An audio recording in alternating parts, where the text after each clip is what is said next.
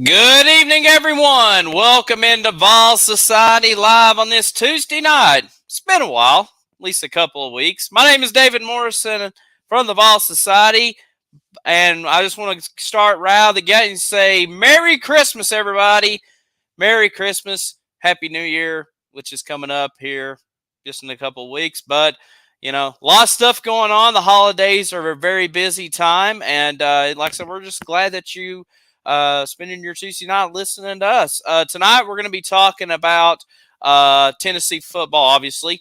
The Citrus Bowl coming up New Year's Day down in Orlando. The Vols are in the Citrus Bowl playing the Iowa Hawkeyes. Mentioned that's New Year's Day, 1 o'clock Eastern Time, 12 Central on ABC. We're going to talk about that. Plus, obviously, with college football going on, you got bowl games going on, the playoffs still coming up, and of course, the college football calendar is, kind of in shambles with everything going on with the transfer portal and recruitment. Tomorrow's National Signing Day, believe it or not, early signing day. So we'll talk about, Tennessee players that have transferred out. We haven't talked to y'all about it. I'm sure most probably know by now, but we'll talk about it. Plus, this is your show too. Like I said, this is not just me rambling on. The comments, is now open. As I just see Richard just chimed in a comment watching us on Facebook. You can be like Richard. He says, Happy holidays of all family. Happy holidays back to you. Just like that, just leave your comments and your questions. I will read your comments and your name. Like I said, this is part of your show. I will try my best to read each and every comment tonight as we go along with this show tonight. Like I said, we're going to talk about the Citrus Bowl and the transfer portal, which I believe we might as well kind of start with the transfer portal first out of the gate because it does play an effect with the Citrus Bowl coming up on New Year's Day against Iowa. So the transfer portal opened up almost 2 weeks ago. So we kind of heard some early rumors going on, right during the Vanderbilt game, who might be entering the transfer portal. And a couple of the names that did pop up were true that did enter. So the first name to enter in the transfer portal, and, since it's been a couple of weeks since we've talked to y'all, a lot of these players are already found new homes. But the first name that entered in was Warren Burrell, cornerback from Georgia Tech, or from Tennessee, now going to Georgia Tech, beg your pardon. You know, and probably the big story out of the transfer portal for Tennessee was is just pretty much the entire defensive backfield hitting the transfer portal. So it started off with Warren Burrell. He's now found a home at Georgia Tech. Brandon Turnage entered following him. Freshman safeties Jack Luttrell, which was kind of a surprise in my opinion that he entered in, but now he's going to Arizona. And then Danico Slaughter, who started at corner most of the season, he hit the transfer portal. Now he's at Arkansas. Deshaun Rucker, another corner, entered the transfer portal, still looking for a home. And then safety Tamarian McDonald, who's going to Ole Miss with another guy I'm about to mention in just a second. Des watching along tonight on Facebook. He says it's time for a coach to give John Slaughter his chance.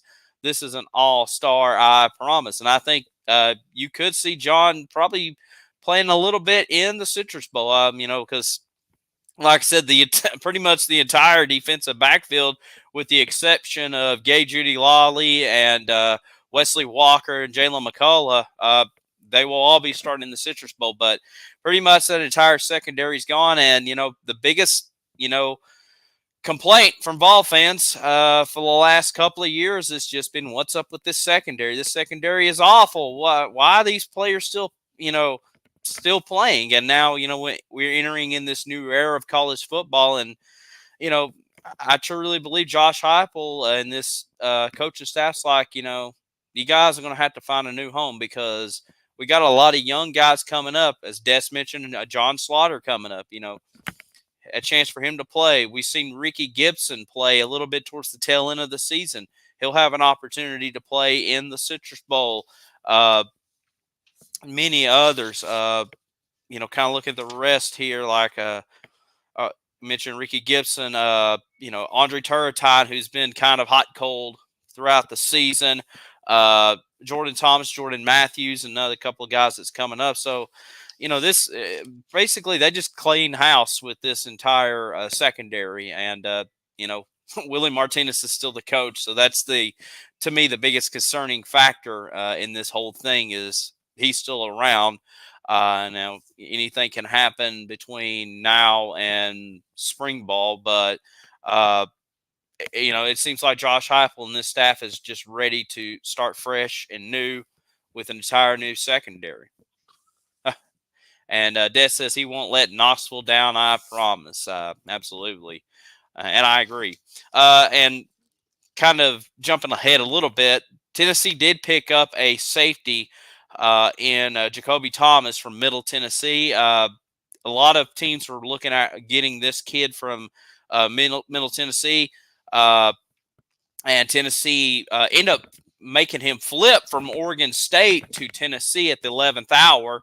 So he was going to go to Oregon State, and Tennessee came calling, and just like in an instant, he said, I'm decommitting from Oregon State, and then the next day committed to Tennessee. So that does fill a little bit of a hole. Hello to my grandparents watching along tonight. And then Tennessee's got a target right now that he was supposed to commit today, and he may still commit fairly soon because he's, believe it or not, also at Oregon State. And Jeremiah McCoy, one of the top targets, one of the top transfer portal cornerbacks out there. A lot of teams looking at him. It's right now coming down between Texas A&M and Tennessee, and all the crystal ball projections is projecting for McCoy to come to Tennessee, the cornerback from Oregon State. All right, so going back to who is leaving, we talked about the defensive backfield, and the biggest name that hit the transfer portal is Tyler Barron. Tyler Barron is no longer a part of the team. He hit the transfer portal, and now he is at Ole Miss with Tamarion McDonald. This was surprising and not surprising at the same time, and that's kind of a weird cliche there, but surprising that it felt like to me Tyler Barron was getting ready to head off to the NFL draft. I thought he put up pretty good numbers, in my opinion, to make the jump into the league, but apparently his grade from the NFL draft came back not very good, and for the third year in a row he wanted some more NIL money, and it seemed like Tennessee just finally just kind of got tired of him, or Tyler Barron kind of got tired of Tennessee and hit the transfer portal. Looked like he was going to go to Alabama, kind of trending that way, but he ended up going to Ole Miss with Tamarion McDonald. So we'll see what happens to these guys. It's the new way of college football as we enter in. And then 3 offensive linemen, Mo Clipper Jr., who's kind of a reserve backup offensive lineman. He's going to Charlotte. Addison Nichols, a guy that looked like he was going to start kind of at the beginning of the season with the injury to Cooper Mays. They were testing out that center position. It looked like he was going, and he kind of struggled during summer camp. Well, now he is hit the transfer portal, and he is at Arkansas. And then another backup offensive lineman, Connor Meadows, is in the transfer portal. Hello to Phil, watching us tonight. He says, hi, David and Brad. Long time no see. Thank you, Phil. Brad is not in just yet. Hopefully he'll get on before we get off the air tonight. Kind of holding down for it, if you will. So that's kind of the look. Like I said, I wanted to kind of start with this transfer portal right out of the gate because, like I said, it does play an effect into the Citrus Bowl. One more guy I do want to mention that is coming in, and that is the tight end, Holden Stace from he played at Tullahoma High School in Tennessee. He's coming over from Notre Dame. He played at Notre Dame for, I guess, a couple of years. Became the number 1 tight end in the transfer portal early on, and then he is now coming to Tennessee. He made his announcement last Friday. So Tennessee does have 2 incoming transfer portal players. They ended up picking up a JUCO guy, I think late last week, this is kind of still early this week, but late last week they ended up picking up a JUCO player in that. And then we're still kind of waiting on McCoy for the cornerback from Oregon State, supposed to make a commitment possibly tonight or tomorrow. And then the wide receiver from Tulane, Chris Brazel, Look, he was trending a lot towards Tennessee. Now it's kind of, I think he's just now kind of making the rounds. I think he visited like Utah and Houston and Washington. So kind of quiet on his end, but he is still projected to kind of come to Tennessee. But that's a look at the transfer portal news and updates. Like I said, just wanted to get that kind of out of the way. So with all that out of the way, let's kind of talk about the Citrus Bowl with Iowa coming up. All right, so we mentioned the defensive backfield pretty much gone now. And so you're kind of wondering, all right, well, with McDonald gone and Danico Slaughter gone and all these guys gone now, who's going to start at defensive back for Tennessee against Iowa? Well, Gabe Jeudy-Lally is projected to start at corner, along with freshman Ricky Gibson. Ricky Gibson got to play quite a bit against UConn. I remember him playing a lot against UConn. I think he played a little bit against Vanderbilt too, but a promising freshman that looks like he's going to get his first start in the Citrus Bowl with Gabe Jeudy-Lally. So that's going to be your two corners, and then your safeties. You still got Wesley Walker and Jalen McCullough. There was rumors that Wesley Walker might enter in the transfer portal because I think him and Tyler Barron are family, like stepbrothers, I believe. But Walker didn't enter in, so that's a great plus either way. You got Andre Turrentine, you got Jordan Thomas, Jordan Matthews, Christian Conyer. Expect to see a lot of those guys play quite a bit in the defensive backfield. D. Williams is also a corner. He is projected to play in the Citrus Bowl. So, I guess he's kind of used for emergency situation. Of course, he's our main punt returner, kickoff returner in that scenario. As far as the quarterback situation go, Joe Milton, as of now, from what I'm hearing, is going to play in the Citrus Bowl. There was some talk with Joe getting the Senior Bowl invite. For those who didn't know, he was invited to the Senior Bowl down in, I think it's Mobile. And it looked like he was, after that Vanderbilt game, he was not going to play in the Citrus Bowl or whatever bowl game Tennessee was going to enter in, and it was going to be Nico time. But when Tennessee got the invite to the Citrus Bowl down in Orlando, Joe was like, "Oh, I'm from Ocala, Florida, which is near Orlando. I get to play in front of my family. What a way for me to go out in my Tennessee career." And I know you have that one. You have the Nico camp. It's like, "Oh, Joe, you had that good game with Vanderbilt. It's been kind of a rocky road. Are you sure about that?" But I think Joe, it sounds like he wants to play in the Citrus Bowl, and in a way, I'm kind of glad, because I love seeing our players play in these bowl games. It kind of means something. Of course, I know the other reason why they not due to draft status and don't want to get hurt. In a way, I kind of get it, but but the old school in me still loves it when these players do kind of take these bowl games seriously to a certain extent. So looks like it's going to be Joe Milton going to start at quarterback. Nico will be the backup. Running back, so Jalen Wright is now going to the NFL draft. We wish Jalen the best in his future.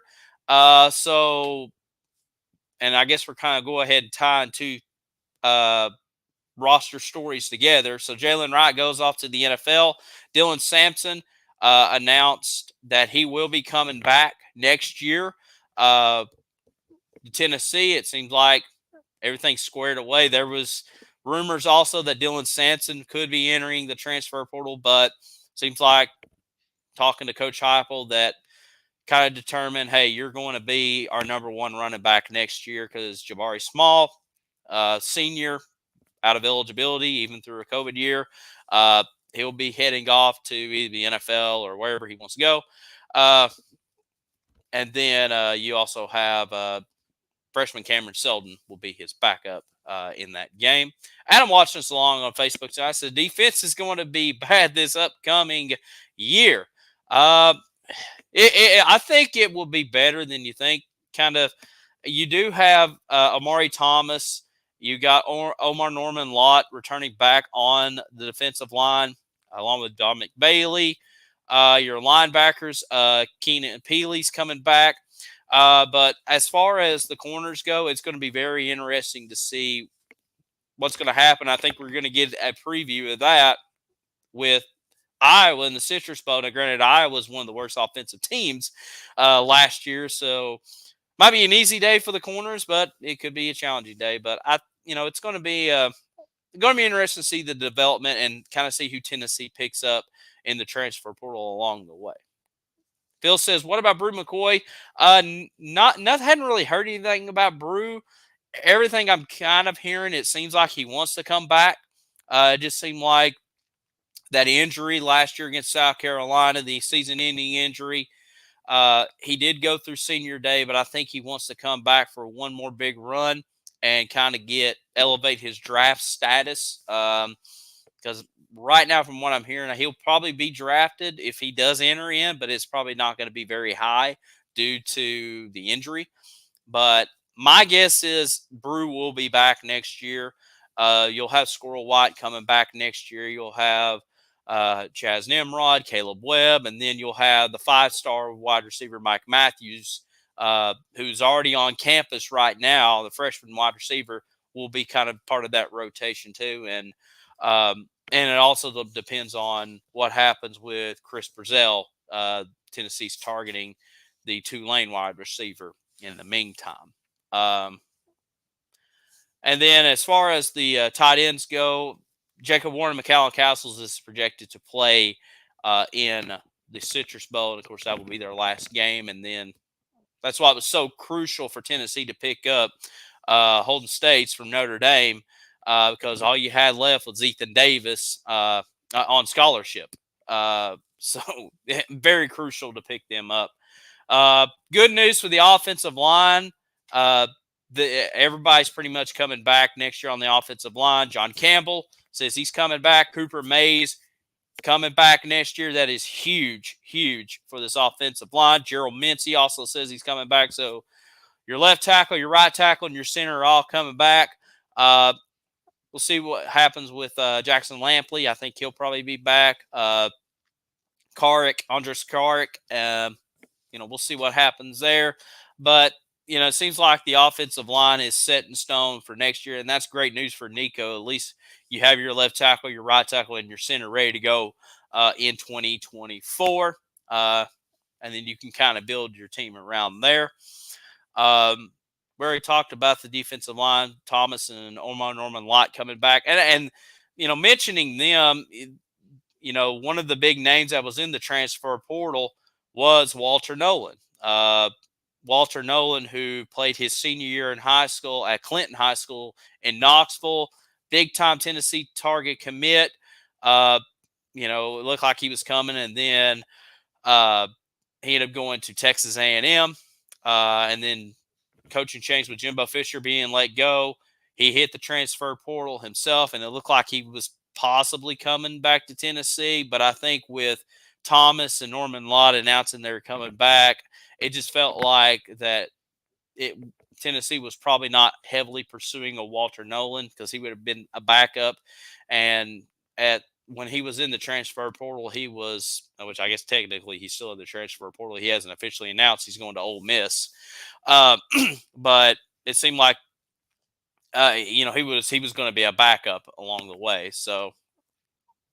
But with the announcements of Thomas and Norman Lott, it seemed like now Walter Nolan will be heading off to Ole Miss, joining that super team of Tennessee people, I guess, if you can say that. Now, granted, Walter Nolan, he is from the Memphis area, so Ole Miss is more closer to Memphis than UTK is. So just kind of clarify that, and I think a lot of people kind of know that too. But that's kind of what's going on there. Tomorrow is National Signing Day, and we got a lot of the class of 2024 already on campus or about to join the team on campus. So I'll go ahead and run down who is on campus right now, who did early graduation back in December. 5-star wide receiver Mike Matthews from the state of Georgia, already on campus. Bradley Central Bear teammates, Marcus Gorey Jr., an athlete, and safety Boo Carter. And from what I'm hearing from bowl practice reports, and Tennessee's been practicing for the bowl game since Saturday, Boo Carter has really stood out and played very well. Now, keep in mind these players are not going to be playing in the Citrus Bowl. They're just going ahead and getting their practices underway and getting those winter season workouts in January and February and those conditionings down. And then they'll be ready to go by the time spring ball rolls around and not really behind the eight ball. So these are crucial points. I mean, Nico went through this last year when Tennessee was preparing for the Orange Bowl, and kind of look where he is right now. And he's and by the time he becomes the starter next year, he'll be in the system for a couple of years. Quarterback Jake Merklinger, he will more than likely be the third string quarterback going into next year, but he is on campus, possibly challenging Gaston Moore for the backup role, but I think Gaston will probably beat him out. Wide receiver Braylon Staley from South Carolina, or from the state of South Carolina, looked like he was going to go to Clemson for a long time, but end up going to Tennessee. But he is on campus right now. And then a bunch of offensive linemen. This is going to be the future offensive lineman for Tennessee after Campbell and Mays and Mincy move on.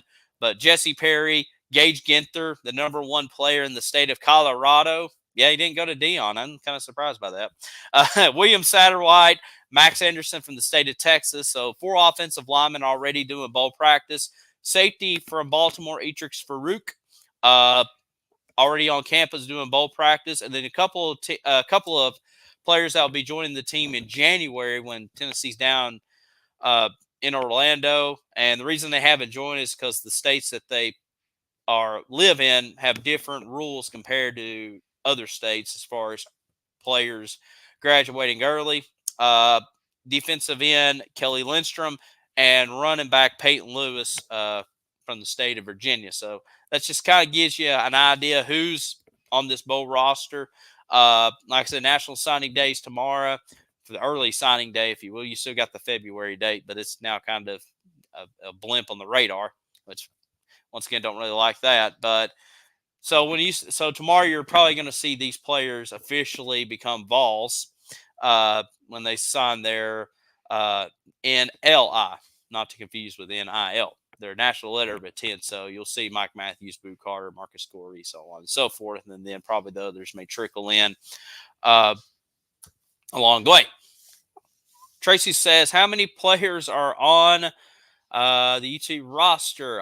There is, I'm trying to think how many scholarships. There's around like 90, but with both, it's around like 90 to 95 on the roster. Now, of course, with players transferring out, it does drop down probably into the 80s, but obviously still enough to play a game, especially in a bowl game like against Iowa. But and now with these new players coming aboard, they'll be part of the roster. They probably won't get a number or be listed on the depth chart when they play Iowa, but it's around like 90 players. Any other questions or comments before we dive into Iowa? Talked quite a bit. It's been a couple of weeks. You're welcome, Tracy. All right, we'll go ahead and dive into Iowa. And like I said, please continue to comment and question. Interrupt me if you have to. I'll try my best to answer you. So Iowa. All right, the Hawkeyes. So Iowa finished the season 10-3 this season. They were Big Ten West champions. Ended up losing to Michigan in the Big Ten championship game, 26-0. And I'm going to mention another stat about that Michigan game and the Penn State game in just a moment. But Iowa they did win 10 games this year, wins over Utah State, Iowa State, Western Michigan, and then Big Ten conference games, Michigan State, Purdue, Wisconsin, Northwestern, Rutgers, Illinois, Nebraska. So kind of ran a gauntlet through the Big Ten West, which is not a very good conference at all. I mean, the Big Ten East, that's where Michigan and Ohio State and Penn State all hang out. So they dominate. That's why the Big Ten West, since they implemented the Big Ten championship game, the Big Ten West has never beat the Big Ten East, which that's going to change next year when they drop division plays with the additions of USC, UCLA, Oregon, and Washington, which that makes more sense than them being Big Ten West. But what do I know? Anyways, but Iowa, uh, so this will be the third ranked matchup that Iowa will face this year, and the last two teams the two teams they faced this year that were ranked, they were shut out in both games. They were shut out against Penn State on the road on September 23rd. They lost 31-0. That was the annual whiteout game that Penn State has every year, and then the Big Ten championship game, they lost to Michigan 26-0. Basically, so you're like, man, they got shut out in both of those games. Well, how did Iowa win 10 games? Well, they got a great defense. Iowa's defense is legit, led by defensive coordinator Phil Parker, who's been there since 2012. Always has a great defense, and this team defense has only allowed less than 4 yards per play. So very good. Tracy says, do Iowa fans travel as well as Tennessee fans? They do. The Iowa fans are pretty passionate. I mean, like I said, you have Iowa and Iowa State up there, and obviously the Hawkeyes just kind of dominate that state in general. So they do travel fairly well. And if I remember correctly, when we met them in the Gator Bowl in when was it? Like 2014, I believe. Whenever we met, I remember there was quite a bit of Iowa fans, but there was still quite a bit of Tennessee fans too. So they do travel fairly well. They do have a good fan base. Very, very nice fan base from what I've heard. But looking at their defense, they're led by their linebacker, Jay Higgins, who has 155 tackles this season. That is a lot. 65 solos. So, so definitely a guy to watch out for. I tried to look up to see if anybody opted out for Iowa for the bowl game, and it doesn't look like anybody that I knew was going to opt out. They had a lot of injuries this year. That's a big. For a team that went 10-3, they had some serious injuries. They lost their quarterback, Cade McNamara, who came from Michigan, was going to turn this offense around. Ended up getting hurt and tearing his ACL in the Michigan State game. They lost their top wide receiver, which was their tight end, Eric All. Lost another tight end. So they were down to like their third and fourth string tight ends going into, Nebraska in the final game of the year. They had a talented cornerback and punt returner named Cooper DeJean, who got hurt towards the end of the year. I think he got hurt against Rutgers. So this team just really got hit bad with the injury bug, but still a great defense along the way. The team had 27 sacks on the year. Joe Evans had 5.5 sacks for the Iowa Hawkeyes. I don't know why he didn't play in the Michigan game. He played every game so far this year, but I don't know what he didn't have any stats or recorded any stats against Michigan or got hurt. I couldn't look at. I tried to look it up really quick before it went on the air. So we'll see. Mark is saying Brew will not play, but will he be back next year? Personally, I think he will be back next year. Just kind of. I mean, he did went through senior day against Vanderbilt, but I think he wants to have one more big run at him and really improve his draft status for next year. I think he would be drafted this year, but I think it would be very late round if he does get drafted. But I think he wants to come back next year and have one more run in him. It seems like, just kind of from what I'm hearing and just listening to him, it seems like he's just very grateful for the opportunity to get a second chance to play at Tennessee. And, he's a fan favorite. And I think he would be a welcoming addition on this team next year, especially, you have a talented wide receiver room, but you do not have really kind of that leader. And, no disrespect to a Squirrel White or a Chaz Nimron, but, having that super senior coming in there, leading that wide receiver room and being a big key focal point, I think that would be a welcoming addition and will help Nico out. I think he will be back there, Mark. So, all right. So, continuing on, looking at So the big Achilles heel for Iowa, we mentioned their injuries this year. Uh, their offense was terrible. I mean, it was one of the worst in the Power Fives. Brian Ferentz, who is Kurt Ferentz's, the head coach of Iowa's brother, he was fired during the season. It was a very controversial move that he came back uh, this year. It seemed like he was going to be let go last year, but Kurt Ferentz brought him back. Um, and just kind of presented the same results, even bringing in Cade McNamara. Like I said, he tore his ACL. So Deacon Hill, beg your pardon, has been the main quarterback for Iowa, but he only threw like 1,000 yards in this season, 5 touchdowns to 6 interceptions, QBR of 22.3, which ranks 125th in the nation, and there's 130 teams in college football. So gives you an idea where he's at. The running backs are pretty good. You got LaShawn Williams, who rushed over 800 yards, had 100 yards against Nebraska on Black Friday when they played each other. Caleb Johnson's their second leading rusher. But, like I said, they're wide receivers, which, they have they have wide receivers, but mainly Iowa loves using their tight ends. I mean, you look at a guy like Noah Fant, who played at Iowa. Now he's off, doing good things in the NFL. They always rely on their tight ends. TJ Hawkins Schmidt is another one I just thought of. But they lost 2 of their top tight ends, and now they're relying on their third string Addison. I'm going to butcher this last name, Ostringa. I hope I said that right, Iowa fans, if you're watching.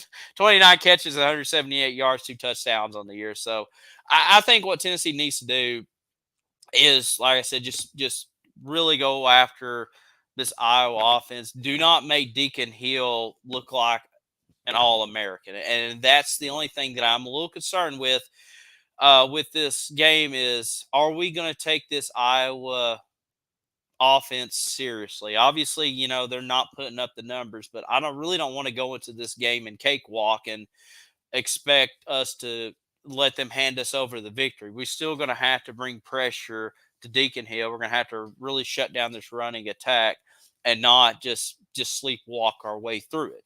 And in the 3 years that Josh Heupel has been there, we've seen him play in 2 bowl games. Tennessee does show up for bowl games. I mean, in the Purdue game, it was a controversial loss, but Tennessee managed to make a game out of it. And then last year in the Orange Bowl against Clemson, blew the doors out against the Tigers. So, what's the mindset of Tennessee going into this bowl game with Iowa? Are they going to take it seriously, especially kind of with an inept offense with Iowa, which their defense is legit? And, I'll flip the other side of the coin here. How's Tennessee's offense going to attack this Iowa defense? Because I think they're going to bring pressure to Joe Milton. And, if Joe is going to play, he's going to have to make some good decisions out there. I mean, he had a great game against Vanderbilt, but Iowa is a better team than Vanderbilt, especially this defense. So it's going to be interesting to see. And, I feel confident with Dylan Sampson running the ball, even with Jalen Wright opting out, going to the NFL. The wide receivers, you got Squirrel and Nimrod and Ramel Keaton. I feel somewhat confident with them. It's just, Joe's just going to have to be consistent in this game, kind of play like how he played against Vanderbilt. Of course, you got the both tight ends going to play in the game too with Castles and Jacob Warren.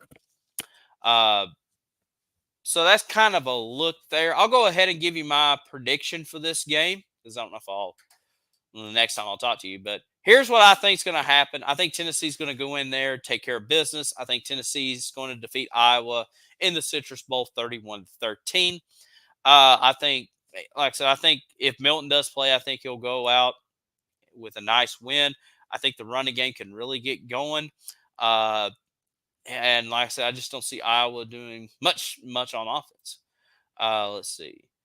Mark's wondering, any words on Juice Wells from South Carolina? I know it's between Tennessee and Texas. It looks like Juice Wells is going to go to Ole Miss. Lane is really racking up the transfer portal guys. I mentioned already they took Tyler Barron, they took up Tamari McDonald. Looks like Juice Wells is now leaning that way. It seems like the NIL bank is open in Oxford. And, you know, as much as I hate to say it, it seems like Kiffin is trying to make a serious run in the SEC next year. And granted, division plays do go away, so he won't have to chase Alabama next year, precise. But, trying to, well, at least make the playoffs in there. So, but it looks like Juice Wells is going to head to Ole Miss, from what I'm hearing. I hadn't done the shout outs so far. I'll go ahead and give the shout outs here. Shout out to Thor. Nice. Mark, Aaron, my dad, Lonnie, Matt, Dez, James, and one other name that not letting me say for some reason, but that's all right. You know who you are. So those are the shout outs on Ball Society. But any questions about Citrus Bowl, transfer portal, recruiting? I know there's a couple players that could flip to Tennessee tomorrow or rumored to flip. There's a guy from Kentucky that's rumored or is committed to Kentucky. I can't remember his name off the top of my head. And then of course Jordan Seaton, who Tennessee was a target for. He ended up going to Colorado. It seems like he may be flipping to Oregon tomorrow. I don't expect him to come to Tennessee at all. I think that's well past. But we'll see what happens. Oh, shout out to Aaron leaving us a love on the Facebook page. All right. Tracy says, do any of our coaches can get grabbed by other teams? It's possible. Right now, as far as, I mean, most of the head coaching jobs are already filled up, or at least the major programs. Now they're just trying to fill the assistant coaches. So it could happen. Maybe a Manny Diaz for, at Duke could be looking for somebody, or, you got obviously with Mike Enos, who came from Duke, now at Texas A&M, still kind of looking for some coaches. So it could happen. It's kind of one of those, like the whole calendar at this time in December. There's just a lot going on as you're preparing for bowl games. You got transfer portal, you got coaches coming in and out. You're trying to make everybody happy, and that's why, December is such a stressful time for a lot of these coaches, which I know they make millions and millions of dollars, but I couldn't imagine. Wesley said, will Tennessee get another tight end? Yes, we end up picking up a tight end. Holden States, the number one tight end in the transfer portal from Notre Dame, is coming to Tennessee. He made the announcement on Friday.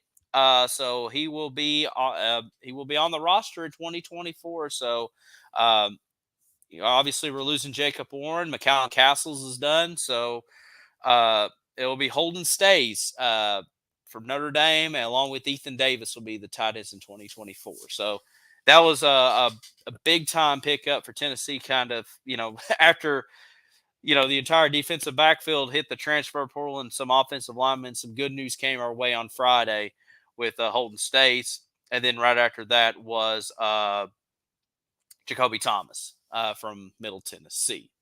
Let's see here. A shout out to Tracy leaving us a like on the Facebook page. And then, like I said, we're still kind of waiting on Jermod McCoy from Oregon State. It's coming down to between us and Texas A&M to land the defensive back from Oregon State, and then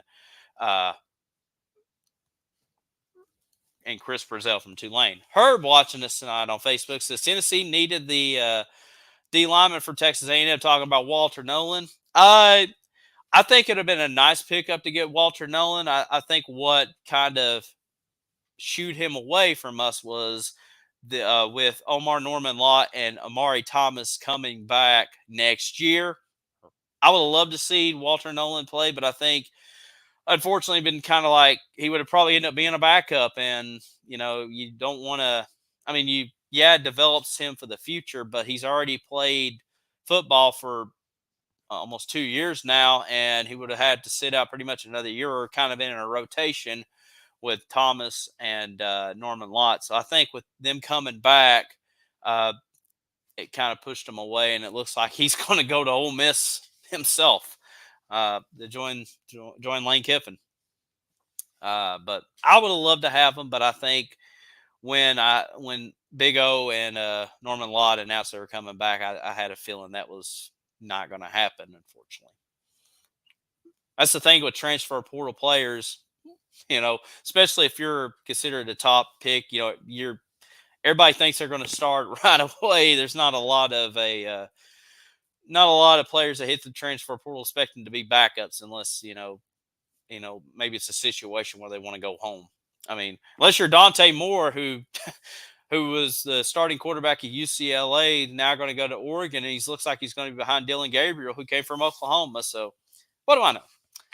Wesley said, and Nolan is from Memphis, so he'd be close to his home. Yeah, absolutely. A lot of people probably don't realize Walter Nolan, who played at Powell High School his senior year, he transferred his senior year to Powell, and but he is from the Memphis area, and Ole Miss is closer geographically to Memphis than it is to UTK. So I wish him the best if that's what he wants, and I think it'd be good for him to be back closer to family. And I mean, I would love to have him at UT, but if that's better for him, I wish him well. No hard feelings there. Shout out to Thomas leaving us a like on the Facebook page. Any other questions or comments? Been a good show tonight. Yeah, it's been a couple of weeks. Kind of took a break from everything. It's been kind of a busy with the holidays, and kind of glad I didn't do a show that Tuesday night after the playoff selection, after the whole Florida State debacle, because everybody was getting raked through the coals. It didn't matter what team you were rooting for. So I'm kind of glad we didn't kind of do a show there. But, we'll see what happens. Obviously, we'll see what happens with Florida State as they play Georgia in the Orange Bowl. Happy holidays to David and Brad and Vol Society from Phil. Thank you, Phil. Merry Christmas, happy holidays to you too. Merry Christmas from Tracy. Like I said, hope everybody has a great holiday. Stay safe out there. Enjoy it time with friends and family. Like I said, we're so thankful for 2023. Just being a great year for Vol Society, and you've been a part of it, and especially these Vol Society shows on Tuesday nights. And we'll continue to roll in 2024 as we make the transition from football to basketball, and we'll continue with these shows going through March Madness. Wesley says, besides the Middle Tennessee DB, is there any other cornerbacks in the work? As of right now, not yet. I think Tennessee's still trying to see who's out there. Or they hadn't really leaked anybody that I've heard of, but it seems like they're really, really high on Jeremiah McCoy from Morgan State, and then they already got Jacoby Thomas from Middle Tennessee. But if I hear anything, I'll try to let y'all know. But I figured there would have been several. Honestly, Wesley, I figured there have been kind of like several targets kind of been linked up to Tennessee, but it just seems like certain teams are kind of like jumping ahead and trying to scoop up as many players as they can. Ole Miss, one of them, Colorado, Florida State, LSU. So it seems like with Josh Heupel and this coaching staff, just kind of the way the transfer portal is, they just kind of evaluate and see who is going to be the best fit for the team instead of, taking quantity over quality. They're definitely more quality over quantity, or necessity over quantity. Definitely so. Any other comments or questions? Dropping papers everywhere here. But anyways, I appreciate each and every one of you for being a part of Vol Society. Have a Merry Christmas and a Happy New Year. We will probably be going live. I'm still debating if I want to do Vol Society live before or after the Citrus Bowl. Probably maybe doing may do it after the Citrus Bowl, hopefully with a volunteer win. So keep your eyes posted on the Facebook page when we do go live. And then, like I said, we're going to go live each and every Tuesday night throughout basketball season. Talk Tennessee basketball Although I know there's some Tennessee games on it Tuesday night, so we'll have to kind of adjust the time. Once again, be aware of that. Wesley says spring portal could play into the future. Absolutely. And I think we're kind of seeing a little bit right now. Uh, Transfer portal does end. I believe it's like January 3rd, which, to me right now, I think everybody who wants to seriously enter in has already entered in. And then there's another round of transfer portal players, I believe, in May, right after spring practice and spring games are done. Then you have that next round. But like I said, I think most of those players are kind of, if you're seriously going to enter in, you would have entered in by now. You may have a few kind of jump in the spring, but I think Tennessee, like I said, uh, probably evaluating to see who they want on the team and make a serious commit. And like I said, most of the time, you know, most of the transfer portal players that Tennessee has picked up has went well. I mean, you look at, kind of going, we're looking at Omar Norman Lott coming back. He had a good year last year. McCallum Castles, I thought, came from UC Davis, had a solid season as the backup, or no, kind of the number 2 tight end or co-starting tight end. Going even back to Javante Payton who played at Mississippi State, came to Tennessee, had a solid run. So I think if you are a transfer player and want to come to Tennessee, yeah, go ahead and, like I said, come to Tennessee and see if you can develop. And I think the results are speaking for itself for the most part. All right, I appreciate each and every one of you for joining our Vol Society. Merry Christmas, Happy New Year. Keep your eye on the Facebook page. We'll possibly go on live on during the Citrus Bowl before or after. Wesley said, I'll read Wesley's comments. Brew left Texas and came to UT last year in the late portal. Yeah, another great example right there. Actually, he left Texas and actually we had to go into USC and then from USC to Tennessee. But happy to have him. But I appreciate each and every one of you. Have a great night. Go Vols, and we'll talk to you next time. This is David Morrison from Vol Society once again saying, have a great night and go Vols.